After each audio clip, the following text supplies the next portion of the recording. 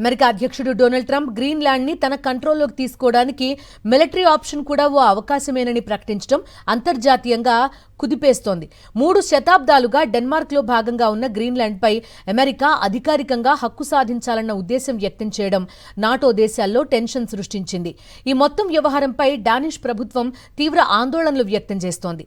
అటు south America, ఇటు NATO దేశాలు ట్రంప్ వైఖరిని తీవ్రంగా వ్యతిరేకిస్తున్నాయి. తాజా పరిణామాలపై స్పెషల్ రిపోర్ట్. అమెరికా అధ్యక్షుడు డొనాల్డ్ ట్రంప్ వ్యవహరిస్తున్న తీరుపై అంతర్జాతీయ రాజకీయాల్లో ఆగ్రహం వ్యక్తమవుతోంది. డెన్మార్క్కు చెందిన స్వయం ప్రతిపత్తి గల ద్వీప ప్రాంతం గ్రీన్లాండ్. అక్కడ జనాభా కేవలం 57,000 మంది. కానీ అక్కడ లెక్కకు మించి ఖనిజ సంపదపై అమెరికా కన్నుపడింది. ఇప్పటికే అక్కడ రష్యా, చైనా కదలికల నేపథ్యంలో ఆ ప్రాంతానికి వ్యూహాత్మక ప్రాధాన్యం అపారంగా ఉంది.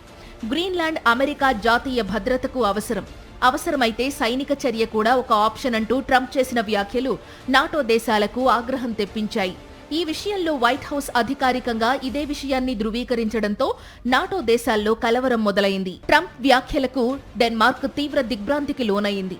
ఈ వ్యాఖ్యలు అంతర్జాతీయ రాజకీయాలను మరింత కలుషితం చేస్తున్నాయని డానిష్ ప్రధాని మెట్టే ఫ్రెడరిక్సన్ ఘాటుగా స్పందించారు. ట్రంప్ వైఖరి నాటో దేశాల ఐక్యతను ప్రమాదంలో పడేసింది. గ్రీన్లాండ్ భవిష్యత్తు డెన్మార్క్, గ్రీన్లాండ్ ప్రజలదేనని ప్రధాని గట్టిగా చెప్పారు. ఫ్రాన్స్, జర్మనీ, స్పెయిన్, బ్రిటన్ సహా యూరప్ నాయకులు కూడా డెన్మార్క్కు మద్దతుగా నిలిచారు. గ్రీన్లాండ్ అమ్మకానికి కాదన్నది అమెరికా గుర్తెరగాలని ఫ్రాన్స్ అధ్యక్షుడు గట్టిగానే హెచ్చరించారు. గతంలో కూడా గ్రీన్లాండ్ను అమెరికా కొనుగోలు చేసే ఆలోచనను ట్రంప్ ప్రతిపాదించారు. కానీ ఆ ప్రతిపాదనను డెన్మార్క్ తిరస్కరించింది. ఇప్పుడు వెనిజువెలా అధ్యక్షుడు మదురోను సైనిక దాడి ద్వారా తొలగించిన తరువాత ట్రంప్ ఆర్కిటిక్ వైపు దృష్టి మళ్లించారని యూరప్లో ఆందోళన పెరిగింది. తాజాగా అమెరికా గ్రీన్లాండ్ సైనిక వ్యవహారాలను యుఎస్ నార్దర్న్ కమాండ్ కిందికి తీసుకురావడం కూడా ఈ వ్యూహాత్మక ప్రణాళికలో భాగమేనని యూరోపియన్ యూనియన్ ఆందోళన చెందుతుంది.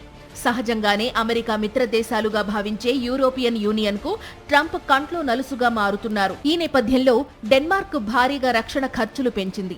ఆర్కిటిక్ సెక్యూరిటీ కోసం $13.7 బిలియన్ కేటాయించింది. అయితే ట్రంప్ వ్యాఖ్యలు ఈ సహకార వాతావరణాన్నే దెబ్బతీశాయని డెన్మార్క్ ఆరోపిస్తోంది.